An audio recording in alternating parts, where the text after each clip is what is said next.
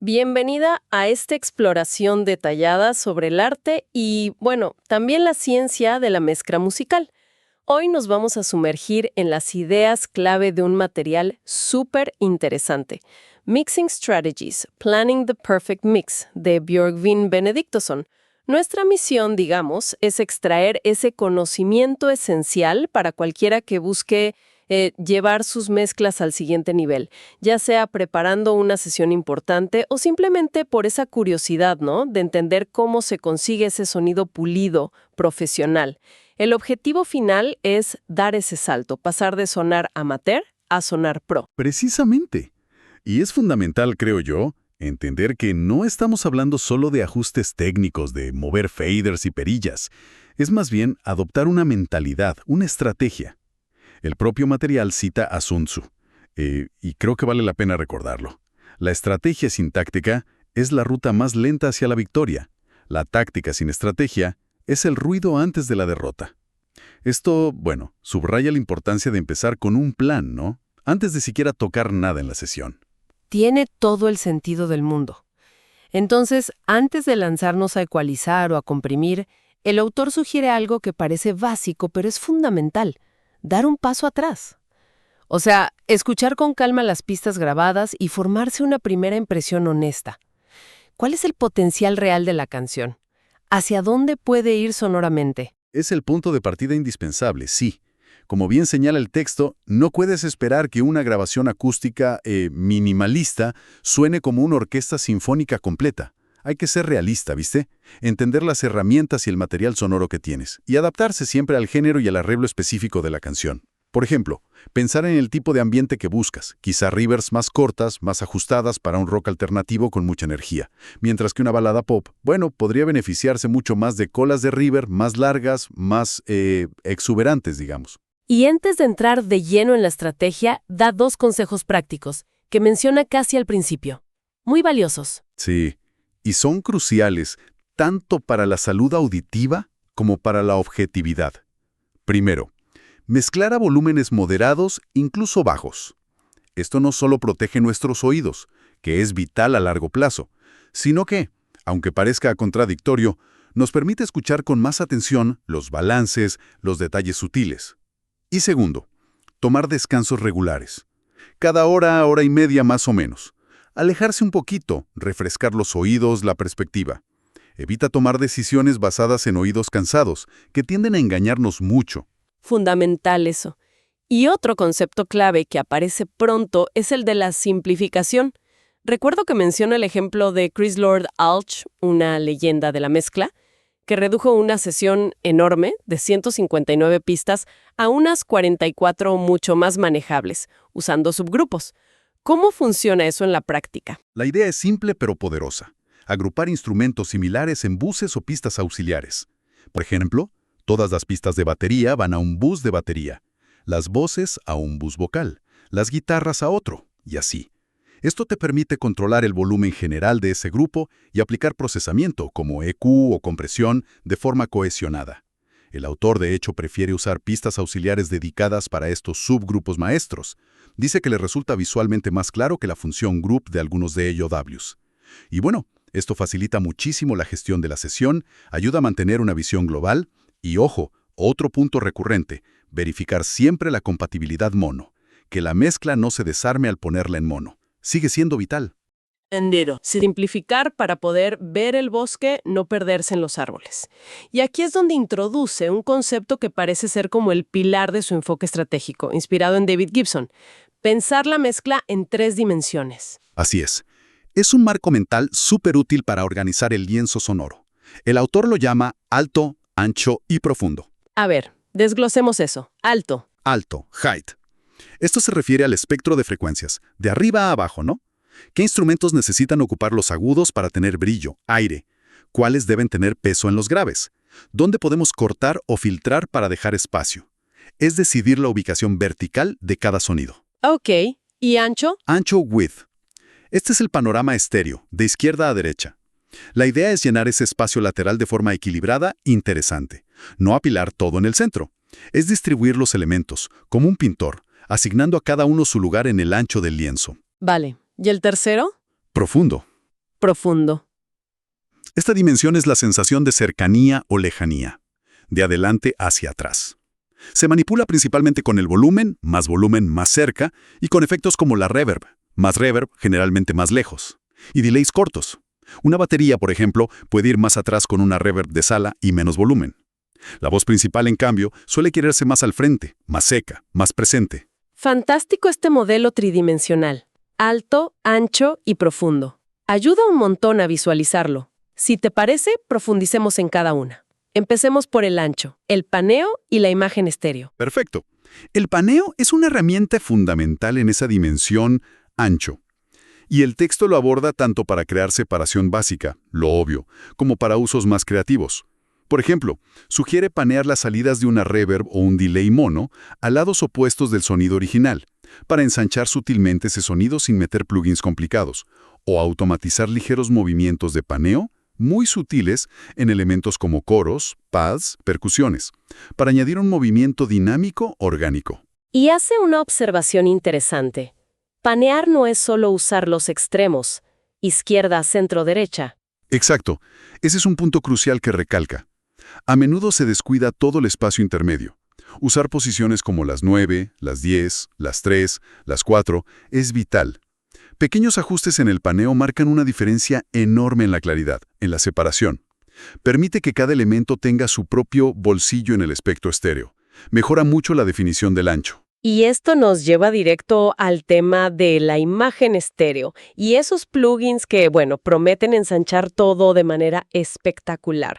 El texto incluso tiene una sección titulada algo así como «Cómo vencer el miedo a la imagen estéreo», lo que sugiere que hay razones para tenerle cierto respeto, ¿no?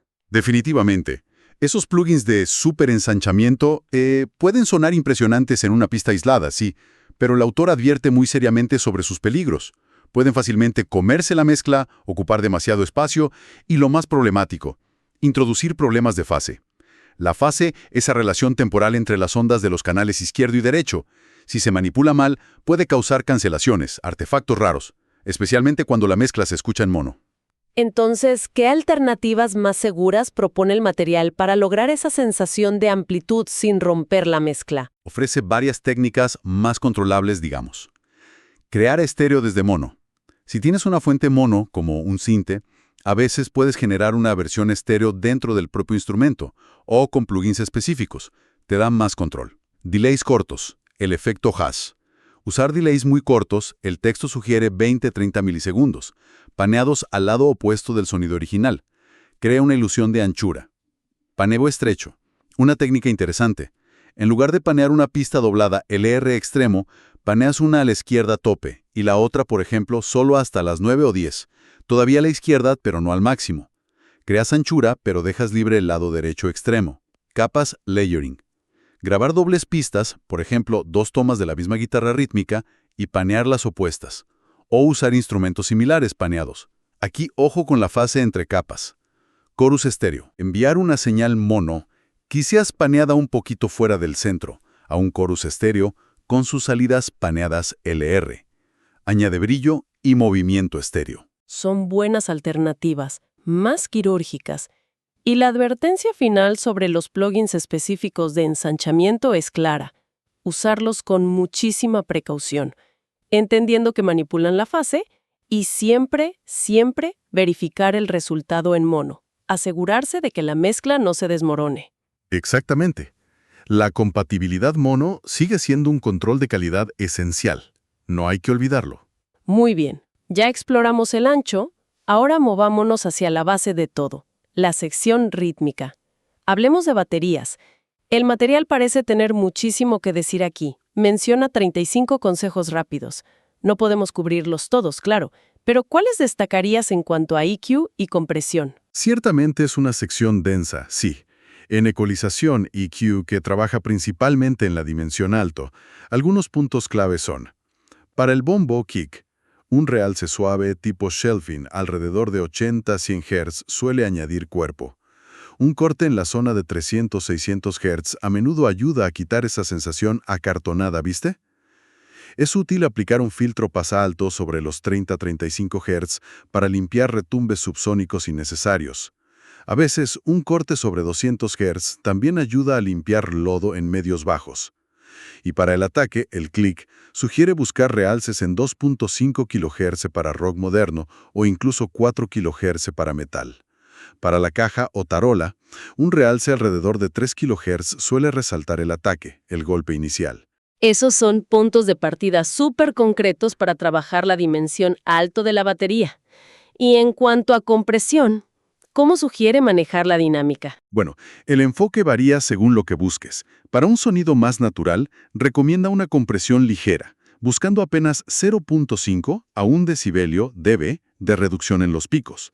Pero si buscas un sonido de bombo más agresivo, casi como un trigger, pues sugiere ratios más altos, 6.1 por ejemplo, y un umbral threshold más bajo, tipo menos 20 dB. El compresor actúa más y más fuerte. El ajuste del ataque del compresor es crucial aquí.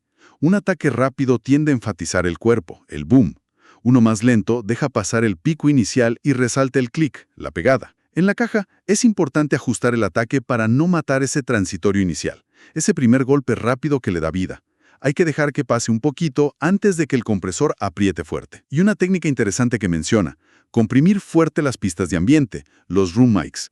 Con un ataque rápido controlas los platillos que se cuelan y logras un sonido de batería más grande, más potente. Muy útil esa distinción en el uso del ataque. ¿Algún otro consejo rápido sobre efectos o paneo para la batería? Sí, menciona la clásica gated reverb en la caja, esa reverb con cola cortada abruptamente. Añade tamaño sin embarrar la mezcla. También sugiere usar reverbs diferentes para la caja y los overheads, los aéreos, para crear más separación en la dimensión profundo. Y en paneo, ancho, recomienda probar el tom de piso, floor tom, en el centro para más impacto. El hi-hat ligeramente a un lado, y si buscas un sonido más compacto, vintage, panear los overheads más cerrados, no tan abiertos. Perfecto. Y la otra mitad de la base rítmica, el bajo. Asegurar la claridad en los graves, el famoso low end, es siempre un desafío, ¿no? ¿Qué estrategias propone el texto? Es crítico, sí. El texto ubica esa zona de retumbe físico que se siente más que oírse entre 31 y 63 Hz, y la energía principal de bombo y bajo suele estar entre 50 y 100 Hz. Aquí está el meollo. Como ambos compiten por este espacio limitado en la dimensión alto, la clave es asignarles carriles distintos. Que no se pisen. ¿Cómo se hace eso en la práctica? Es principalmente con EQ. Principalmente con EQ, ¿sí? El ejemplo que da es muy claro. Si descubres que el bajo suena genial con un realce en 80 Hz, pues deberías considerar hacer un pequeño corte en esa misma frecuencia, 80 Hz, en el bombo. Y al revés, si el bombo necesita esa pegada extra en 100 Hz, realzas ahí y aplicas un corte correspondiente en el bajo alrededor de 100 Hz. Es esculpir el espacio frecuencial para que coexistan. Es como negociar el espacio ahí abajo, en la parte baja del espectro alto. Exactamente. Y además del eco estático, menciona una técnica dinámica muy potente, el sidechaining. Consiste en poner un compresor en la pista de bajo, pero que se active por la señal del bombo. Cada vez que golpea el bombo, el compresor baja momentáneamente el volumen del bajo unos pocos decibeles. Hace que el bajo se agache justo en el instante del impacto del bombo. Deja espacio claro para que el bombo corte. Usado con sutileza, mejora mucho la definición del low end. Entendido. Y para el sonido del bajo en sí, más allá de su relación con el bombo. Sugiere algunos puntos de partida de EQ. Aplicar filtros pasaltos con cuidado, sin cortar el cuerpo fundamental que suele estar por encima de 50 a 100 Hz. Buscar y atenuar posibles lodos o resonancias molestas entre 150 y 200 Hz. Si falta peso, buscar realzar suavemente sobre los 100 Hz. Y para que el bajo no se pierda en altavoces pequeños, buscar la zona de ataque o definición de las notas, que a menudo está por los 700 Hz o un poco más arriba. Depende del bajo y el estilo, claro. Genial. Ya tenemos una base rítmica sólida y definida, en alto, ancho y profundo. Ahora, ¿qué pasa con los elementos melódicos, armónicos principales? Guitarras. Nos encantan, pero pueden comerse la mezcla fácilmente. ¿Consejos del libro? Cierto, las guitarras, sobre todo las eléctricas distorsionadas, ocupan un montón de espacio. El material ofrece varias ideas. Filtrar graves. Usar un pasaaltos para quitar graves innecesarios que chocan con bajo y bombo. La idea es subir el filtro hasta que notes que pierde cuerpo y ahí retroceder un poquito. Filtrar agudos, especialmente con simuladores digitales que a veces tienen agudos ásperos, como un fizz. Un pasabajo suave puede domar eso. Modulación sutil. Corals, flanger, usados con mucha moderación, pueden añadir profundidad, profundo y movimiento sin ser un efecto obvio. Delay estéreo corto. Un delay corto tipo 100 milisegundos con una sola repetición, paneado estéreo, puede ensanchar ancho una guitarra solista o una línea melódica. Reverb paneada. Una técnica interesante para ancho y profundo. Enviar la guitarra seca paneada a un lado a una reverb mono y panear esa reverb al lado opuesto. Frecuencia característica. Buscar en los medios con un EQ esa frecuencia que define el carácter de la guitarra y realzarla sutilmente si necesita destacar. Y mencionaste que también daba algunos trucos más avanzados. Sí. Añade detalles como usar un release largo en el compresor para más sustain en acordes largos. O al revés, un ataque rápido para suavizar el golpe y darle un carácter más de path. Habla de reamplificar una señal de línea, de ahí si necesitas el sonido de un ampli real específico. Sugiere un cortecito sobre 800 Hz si la guitarra suena algo barata o nasal. E importante, ecualizar la propia reverb de la guitarra, quitándole graves para que no enturbie la mezcla. Y claro, si hay muchas guitarras, agruparlas en un subgrupo facilita todo. Y dos advertencias clave que rescataste. No pasarse con la distorsión. Suena potente sola, pero en la mezcla se vuelve ruido. Y no eliminar drásticamente los medios, porque ahí vive el corazón de la guitarra. Hacerle espacio, sí, pero no vaciarla. Para que no choque o simplemente ajustar el volumen. Profundo. Perfecto. Y ahora el elemento que a menudo define si una mezcla funciona o no, la voz. El texto es claro. Si la voz falla, la mezcla falla. Describe un proceso bastante detallado para lograr ese sonido vocal procesado, profesional. Sí, lo desglosa en pasos bastante lógicos. 1. Edición. Lo primerísimo es limpiar la pista.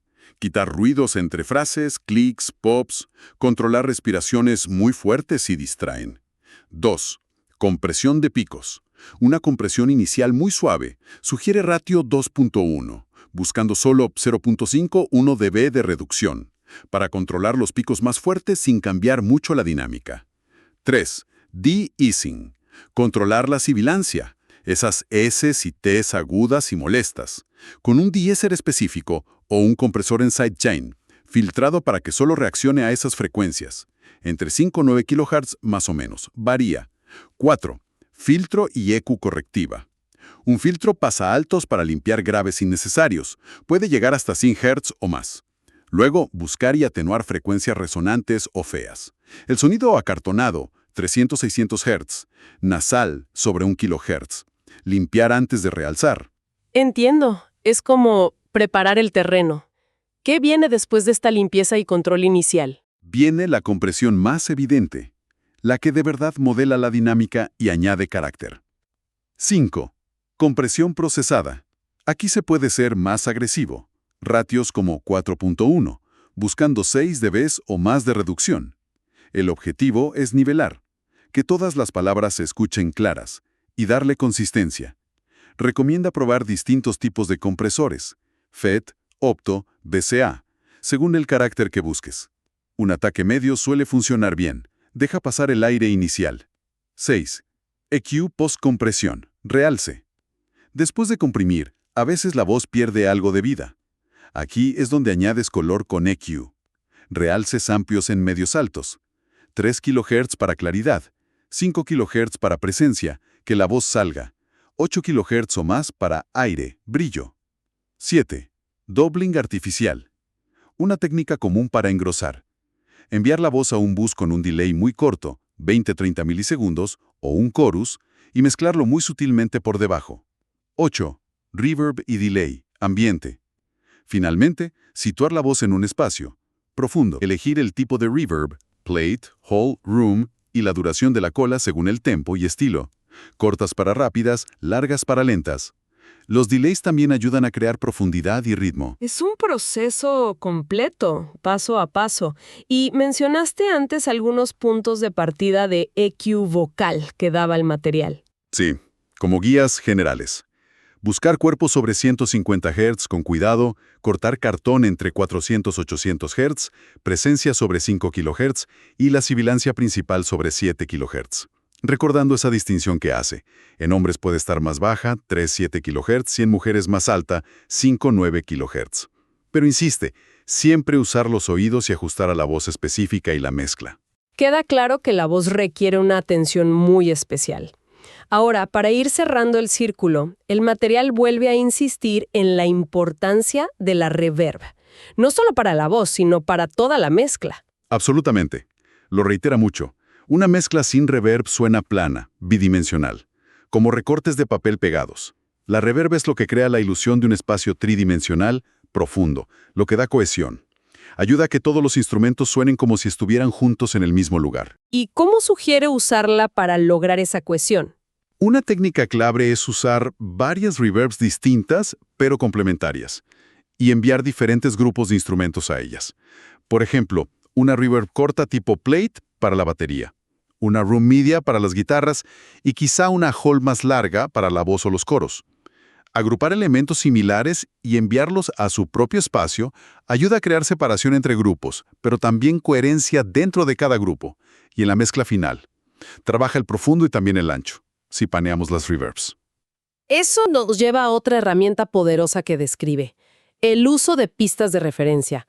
A ver, ¿cómo funciona exactamente este proceso? Es fundamental para mantener la perspectiva, para no perderse. Consiste en comparar tu mezcla con una canción comercial, profesional, que te guste y conozcas bien, idealmente del mismo género.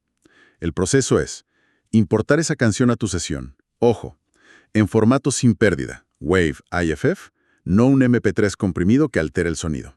Luego, ajustar el volumen de la referencia para que suene al mismo nivel percibido que tu mezcla. Muy importante. Asegurarse de que no haya ningún limitador o plugin de mastering en tu bus maestro mientras comparas.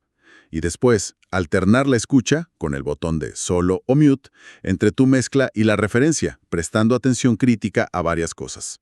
¿Y a qué aspectos clave hay que prestar atención al comparar? Hay que analizarla usando ese mismo marco tridimensional que venimos hablando. Niveles, balance o loudness y alto. ¿Qué instrumentos lideran en la referencia? ¿Cómo es el balance general entre bajo, bombo, voces, guitarras? ¿Cómo maneja las frecuencias? Alto. Muchos graves, agudos brillantes o suaves. Anchura estéreo, width.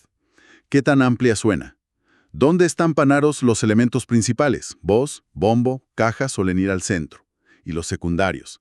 ¿Se perciben efectos estéreo amplios o es más contenida? Profundidad, depth. ¿Cuánta reverb y delay se oye? ¿Hay sensación clara de elementos cercanos y lejanos?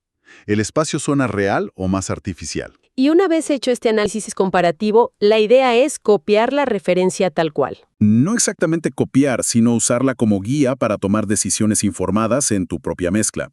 Si notas que tu bajo está mucho más alto que en la referencia, quizás debas bajarlo. Si tu mezcla suene muy estrecha comparada, quizás necesites trabajar más el paneo o usar alguna técnica de ensanchamiento. Si tu voz suena muy seca y pegada a la cara mientras en la referencia tiene espacio, quizás necesites añadir reverb o delay.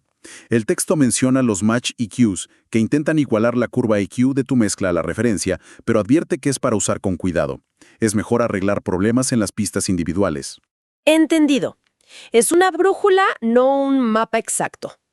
Y finalmente, el material toca brevemente la preparación para el mastering. ¿Qué puntos clave menciona ahí? Son los últimos pasos antes de enviar la mezcla a la etapa final de pulido. Primero, y más importante, estar satisfecha con la mezcla. El mastering realza una buena mezcla, pero no arregla problemas fundamentales. Segundo, dejar headroom, que los picos más altos no lleguen a 0 dBFS. Una recomendación común es dejar que los picos máximos estén por -3 dBFS o -6 dBFS. Darle margen al ingeniero de mastering. Tercero, entregar el archivo en el formato adecuado, generalmente WAV o AIF estéreo, a la misma profundidad de bits, 24 bits normalmente, y frecuencia de muestreo de la sesión. Y cuarto, crucial, quitar cualquier plugin de limitación o maximización del bus maestro. El ingeniero de mastering se encargará de eso. Y un último recordatorio importante que hacía el texto sobre la comparación de volúmenes. Sí, no comparar el nivel de volumen de tu mezcla sin masterizar con un disco comercial terminado. Son etapas distintas. Una mezcla profesional debe sonar balanceada, clara, profunda, dinámica por sí misma, antes del mastering, que, entre otras cosas, elevará el volumen general. Perfecto. Creo que hemos cubierto un montón de terreno súper útil. Entonces, resumiendo las grandes estrategias que sacamos de este material. Empezar con una planificación basada en esa visión 3D. Alto, ancho, profundo. Usar paneo y efectos conscientemente para crear espacio y profundidad. Esculpir cada instrumento con EQ y compresión para que tenga su sitio. Emplear la reverb como herramienta de cohesión espacial, no solo como efecto. Y usar referencias como espejo objetivo. Exacto. Y sin olvidar la filosofía de fondo que se ve en el texto. La mezcla no es solo técnica, es también narrativa. Es guiar al oyente, contar la historia de la canción. El autor anima a buscar la excelencia, ese sonido increíble, pero también advierte sobre la trampa de la perfección inalcanzable, que paraliza. El ejemplo que da de Billie Jean de Michael Jackson es genial. Hicieron 91 mezclas, pero se quedaron con la segunda. A veces saber cuándo parar y confiar en el instinto es clave. Es una gran lección, sí. Y para cerrar me quedo pensando en esa otra cita de Sun Tzu que mencionaste que aparece en el material. Sé extremadamente sutil hasta el punto de la ausencia de forma. Sé extremadamente misterioso hasta el punto de la ausencia de sonido. Quizá, llevándolo a la mezcla, el objetivo final es que toda esta técnica, todo este trabajo en las 3 dimensiones, se vuelva invisible. Que el oyente no escuche la compresión o la EQ, sino solo la música, la emoción. Es una reflexión muy interesante sobre dónde reside la verdadera maestría en este arte, ¿no? Que la técnica esté al servicio total de la música. Sin duda, estas estrategias ofrecen un camino sólido para explorar esa sutileza y misterio en nuestras mezclas.